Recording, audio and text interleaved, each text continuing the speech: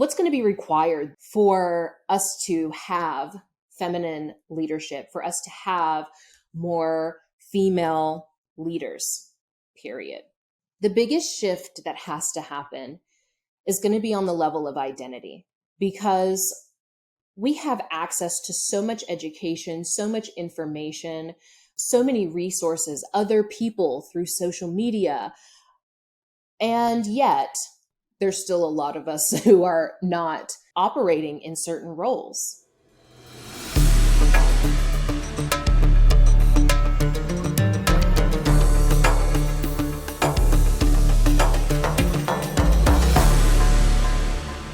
Welcome back to Euphoric Evolution. I'm so excited to dive into the future of work today because I've seen so many people very concerned about what is AI going to mean for me in my business, in my career. And we're going to also explore what's really coming as it relates to energetics as well as feminine leadership. So hang tight. We are going to explore all of the things. So first and foremost, I think it's important to share with you where I'm coming from with this. I am going to be really watching what happens over the next 3, 5, 10 years. And also, this matters to me a lot because so much happens in our society around money, right? It's like when money is involved, we all of a sudden care a lot more about it. And there's nothing wrong with that, but it means that we have to pay attention to where is the money going, what is shifting, what's changing, so on and so forth.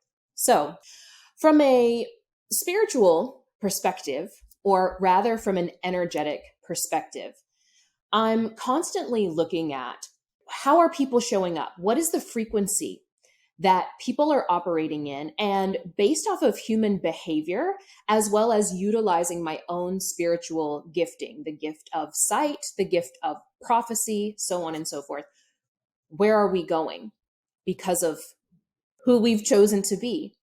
Now, I do this with individual clients, but I also utilize this in seeing how we as a society, or we as certain groups within that society, actually move forward. Okay. So in this specific instance, I think it's important that we understand why people are absolutely terrified about AI. For many, many years, we were told and bought into this idea that, oh, if we just go to college, get a degree, right, then we can get a white collar job and we won't have to do manual labor. So that's even more elevated than having to do physical work, blue collar work. And it's recession proof, or we'll be set for life. We can just work in one place and then retire there, right? But more and more we're seeing that that's not the case at all. And here's the truth. It never was. It was completely an illusion. Completely an illusion. So what we've got to understand is, what is the opportunity that's presenting before us in spite of all of these obstacles? Well, most of the fear that I see showing up around AI and the impact of, oh my gosh, is this gonna take my job as a copywriter, or is everyone going to be utilizing AI for coaching and so on and so forth? So much of that fear is, number one, a resistance to change. And also there's a real fear that work may not be for survival anymore, right? Because essentially what we're looking at is a reality where a lot of what we need in order to survive as humans is going to be run by technology or something outside of ourselves, right? So we're looking at and being faced with, oh my gosh, what happens if we're not working just to live anymore? And some people's entire identity, in fact, most people's entire identity is based around this I have to work to survive mentality. So AI, from my perspective, is going to be bringing in essentially a split, because it is going to be another up level, another differentiation from the animal kingdom, right? And we will no longer have to work for our survival. So there will be two groups. There will be this further splitting, unfortunately. Doesn't have to be this way, but it's going to be a split in consciousness, essentially. And one group will utilize this because of the level of consciousness that they're operating at for self-destruction. There will be that because there'll be free time, resources, etc.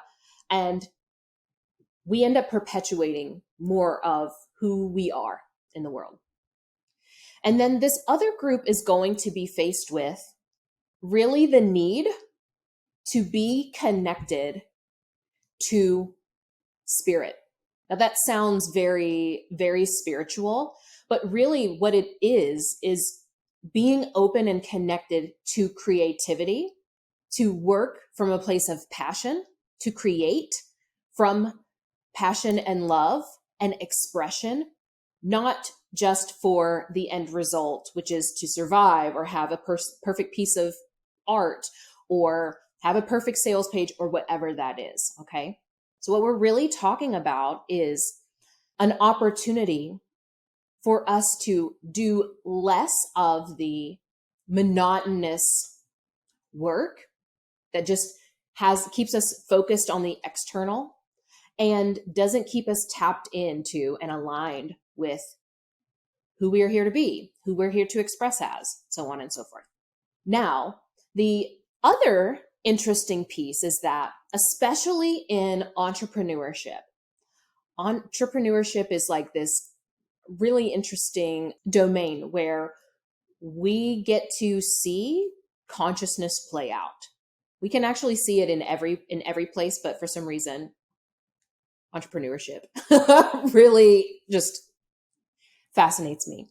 We're going to see the importance of energetics even more, because what is happening is that, number one, AI technology can only basically regurgitate what's already out there, right? So it doesn't have the ability, because it's not connected with spirit directly. It doesn't have that flow of communication. It literally is just regurgitating what already exists.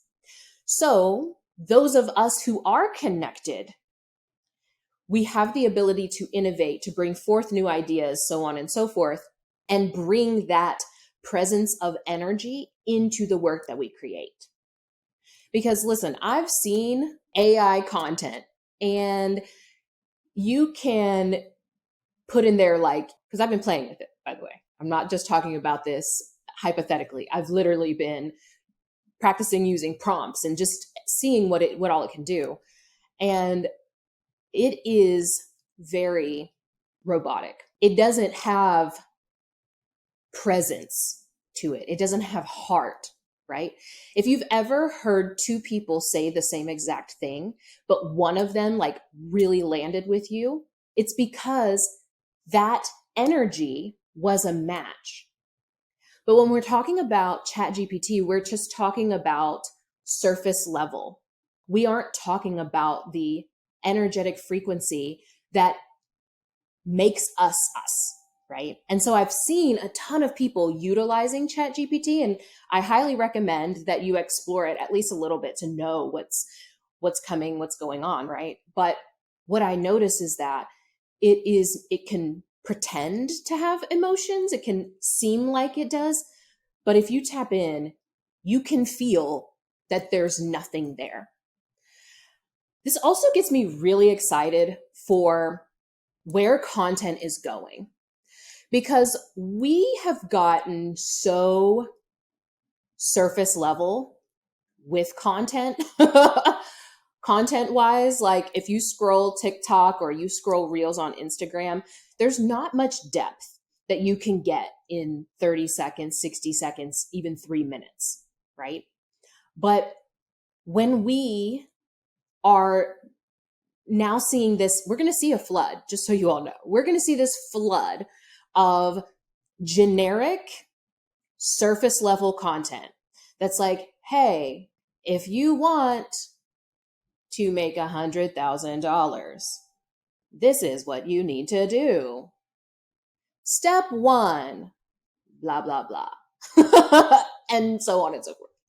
The other piece that I think is really important to understand about why energetics is going to become more important is because information and education is not enough to facilitate transformation. So just because everybody has access to ChatGPT, where you can literally ask it, hey, ChatGPT, I'm this tall and weigh this much, and I want to lose this amount of weight. And it will tell you, okay, well, you need to do this, this, and this. It'll lay out the entire blueprint for you. And guess what? You're still not going to do it because there's an energetic component to us that creates this reality. And so it isn't enough to just look externally at what we need to do. We have to be willing to explore the deeper levels, the ultimately at the core, our identity, who we are, who we see ourselves as, how we operate in the world, so on and so forth. So energetics, that depth is going to be so much more important. Now, I will also add that because of the importance of energetics, those who in this next few years, I'm going to say 2 years, 3 years, 5 years, those who are really attuned and aligned energetically, financially, are going to be able to make a ton of money because everyone is going to be scrambling surface level. Maybe there'll be a few who are kind of like early adopters and are able to make some money, but the ones who are really going to succeed in this next period of time are going to be those who are bringing depth, those who really feel aligned with what they're creating, what they're doing, so on and so forth. I was looking, just as an example, I was looking at some posts really from artists about their concerns about AI art. And listen, I've seen some pretty amazing AI art. The result of it looks great, but it doesn't have any feeling to it. When someone buys art, art is not just a mechanical, like useful, quote unquote, useful thing, right? We buy art because it makes us feel something. We buy art because we can see ourselves reflected in it. We buy art because it reminds us of an emotion that we experienced. But AI can't create that. It just creates stuff that looks good. I had a conversation with my son. The two of us, I took him to this like paint and sip thing, and he was so upset that his painting didn't look like the perfect painting that the guy who runs the shop had made. But he's been doing it for like 40 years. But he just was not understanding that. For me, his art represented something so much better because it was an expression of him, right? And then how I relate to him through that piece of art. So there will be some people who energetically are so focused on the outcome, meaning the beautiful piece of art or the $1 million business or whatever that is externally, and aren't giving themselves permission to express themselves through what they are creating. I mean, heck, haven't we seen this? How many people do we know who just went into a field because of what they thought they were going to get from it, not because they were deeply connected and passionate about what they were doing? Like, I think we've all gone and seen that doctor. We've all met the cashier who was just doing it to exist, just to feed themselves, right? And it kind of makes me excited that we might see an end to that. We might see an end to that. We will probably have to have some form of universal income, which is not a bad thing. There's more than enough abundance for us all to exist on this planet. And the fact that we've set up structures where it's not possible is lack mentality at its finest. Now, the last thing I wanted to dive in today about is feminine leadership. And I put feminine leadership, but really what I'm talking about is yin leadership. And I have to be sure to make a distinction because there are a lot of men who listen to me, follow me, etc., and think that when I'm talking about feminine leadership, I'm not talking about them. And what I want to be clear is that what I'm speaking about is yin qualities, yin traits that all of us have are going to be what's required in leadership going forward. If we want to get out of this chaotic, ridiculous situation that humanity's in, it's going to require that, number one, yes, more women are in leadership, and also that the men in leadership are connected with and understand yin principles and are embodying some of their yin traits. Of course, it's going to show up different than it does in women, but that's okay. So I think we're already seeing, right? We're already seeing that companies, I just read this morning, like Bed Bath and Beyond is shutting everything down. 360 stores shut down, right? We're seeing a lot of corporate entities that are based solely on how do we make as much profit as possible, shutting their doors, right? Part of that is because we are, whether we're aware of it or not, seeking yin leadership. So yin leadership shows up quite differently. First and foremost, it has a we mentality versus an individual mentality, or even just tribal. So the yin, whenever it's making a decision, it does not only think of itself, right? It's not only thinking of, well, what's good for our business and our shareholders, right? It's thinking about what is in the best interest of us and also mindful of other people, mindful of everyone else, right? It considers the whole picture, not just this moment, our group, what we want, so on and so forth, okay? It also is more emotional. It leads from a place of more emotion versus just hard data. Now, we can get a little bit, I do see, especially in certain spaces, we can get a little bit, women can get too far, sometimes too swampy in the feminine and completely abandon any strategic thinking or any action or any data, so on and so forth. What I'm talking about here is creating a harmony where we understand data and simultaneously we utilize intuition, we utilize emotion, we utilize some of these tools where we lead teams from emotional intelligence, right? Not just, well, it's business. Like, yes, sometimes it's business. And also we want to be mindful from a place of compassion, so on and so forth.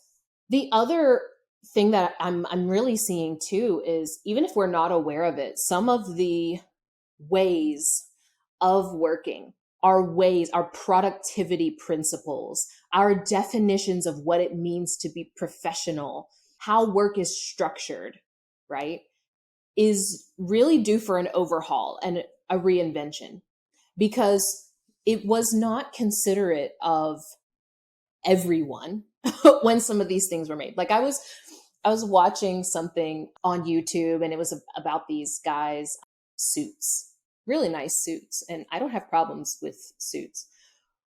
But I was like, who was it who decided that in order to be professional, you should wear a pretty uncomfortable outfit all day and all look the same, right? I personally don't think that has much to do with professionalism at all. Because when I think of what is professional, it's what's professional to me is someone who is a master in their skill set, right? And a suit does not always mean that. We've just made it mean that. So that's going to be something that we, especially as women, get to redefine, right? I was going to throw on, I have like this silk blazer, which is really super comfortable for me and I love it. But I was like, no, actually, I'm going to be talking about redefining what is professional today and rolling with what I was lounging around in. Now, what is it going to be? What's going to be required though for us to have feminine leadership, for us to have more female leaders, period? The biggest shift that has to happen is going to be on the level of identity, because we have access to so much education, so much information, so many resources, other people through social media.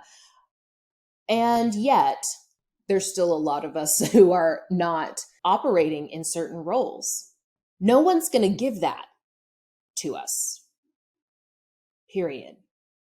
No one's going to be like, here, we want you to have this, right?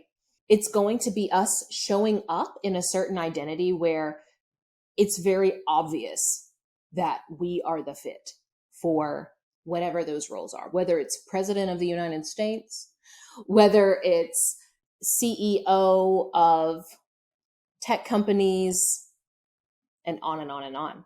So many women have stories about what it means to be a woman, to be their ethnicity, to be young, old, extroverted, introverted, blah, blah, blah. There are so many stories that we have, and it's going to require each of us to examine the stories that we've been holding on to and really looking at, is this story that I'm telling myself, is this state of being that I'm operating in really aligned with the future that I want to create for myself, that I want my descendants to experience, that I want the people I care about to experience? It's going to require that we do that work. The beautiful thing, though, is when we do allow ourselves to examine who we are, we get to choose. We get to choose. I've been doing a lot of exploration myself around how much of my personality was created from what's called the fawn response. So we have different coping mechanisms or modes of survival, essentially: fight, flight, freeze, or fawn. And fawn isn't always talked about or easily recognized. But I grew up keenly aware, maybe not all the time aware, but I was in an area where racism was prevalent. I had many experiences with racism, and I unconsciously decided that being unapproachable or being introverted, being in thought was not okay. Like, it was not that it wasn't okay, it was not safe. Because as a child, and really at the core of who I am quite to myself. I'm very observant, and I can feel into when I can support, when someone has like a legit need and I show up and I bring it. But I'm energetically designed to be off to myself. And sometimes it can come off as, I've been called cold or aloof or, oh, you don't care, or blah, blah, blah, blah, blah. And part of that comes from this idea that because a woman is, we have just a lot of stories about how a woman is supposed to be. Oh, she should always be smiling. So if a woman isn't smiling, we automatically start telling stories. If you are a woman, just become aware. I walk around quite a bit. I try to get at least 5,000 steps a day. And one day last week, I was like, I just want to see, just pay attention to how many times do I smile just like as an automatic response when I really don't feel like smiling. I did it at least 7 times during that walk. And that was with me being aware that that's what I was doing, right? How many times am I doing that? And I'm not. So it requires us really becoming aware of who we have shape-shifted into and really feeling into, really connecting with, is that authentic to me? Is that authentic to me now? Maybe it was at a certain point, but maybe now it's not. And then giving yourself permission to be who you truly are.